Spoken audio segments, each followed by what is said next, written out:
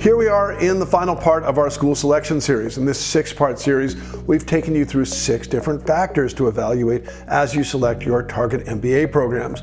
We've discussed location, teaching method, curriculum, alumni base, class size, and rankings. Hopefully, as we've gone through, you've created a bit of a checklist and said, hey, in terms of location, I like this more or that more, or I'm ambivalent.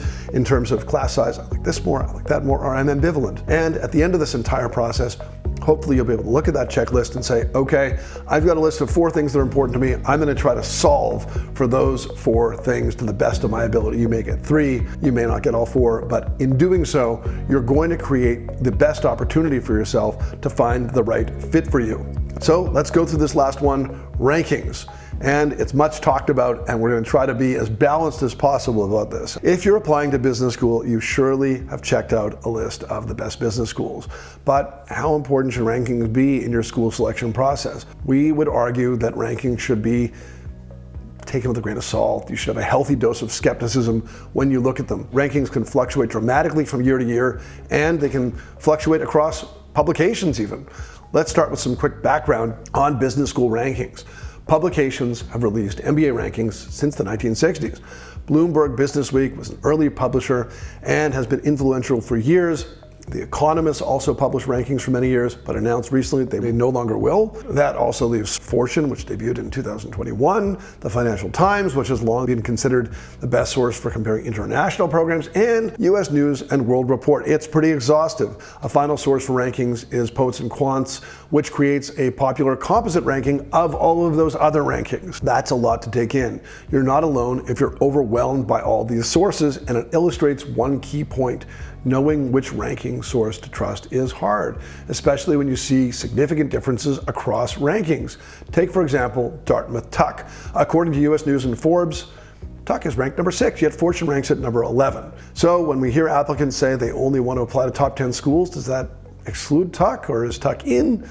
Just one simple example of inconsistencies. These differences exist because each ranking has its own methodology. One ranking may emphasize job placement rates more than starting salaries or average GMAT, and so on. These differences lead to discrepancies when you look across ranking sources. But even within each ranking, you'll find fluctuations on a year-by-year basis based on constantly changing methodology and anomalies, such as reporting issues during the COVID-19 pandemic.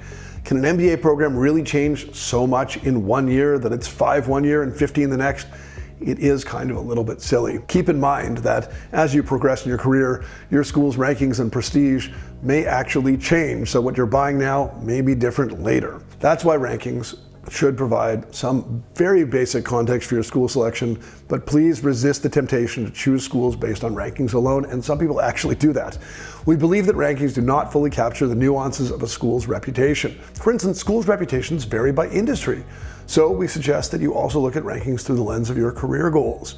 For example, if the media and entertainment industry is your focus, it doesn't really matter where UCLA or NYU and Columbia are ranked. You should definitely be at least considering these programs as they're in Los Angeles or New York City, and schools in these cities have long-standing connections to media and entertainment firms. Are you interested in healthcare? Well, Wharton and Duke, regardless of how they're ranked, have been top programs in this area for many years.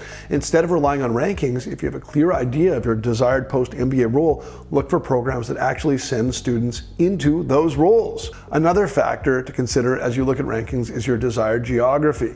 During business school, you'll be developing a network and building connections, so you want to ensure that network is in a desirable location for you. Let's say you want to live in Atlanta in the long term. Then Emory University's Goizueta Business School may make a lot more sense than higher ranked programs that don't have a robust network in Atlanta. This is particularly important for international students. A school's reputation domestically can be quite different from its reputation abroad. So you need to factor which schools have greater brand power in your desired geography, which doesn't necessarily align with how schools are ranked. Okay. That's exhaustive. Think carefully. I hope this video gave you a better understanding of how rankings can be a tool and not much more than that in your school selection process. As we often say, an MBA is a huge investment in yourself, one that will bring you value for years. Do you really want to base your decision on a one-time, backward-looking ranking? For more on this topic, check out our other video, Do MBA Rankings Matter? And that wraps up our 6-part series on school selection. I'll leave you with one final thought. The only right programs to apply to are those that fit your unique needs, preferences, goals, and risk tolerance. Business school selection is not a scientific process. Yes, you can find lots of data and lots of opinions, but you must do your own research. Find out what you like and don't like and reflect on the factors that are most important to you. I wish you good luck in this process, and if you've enjoyed this series, why not go back and watch it again starting now?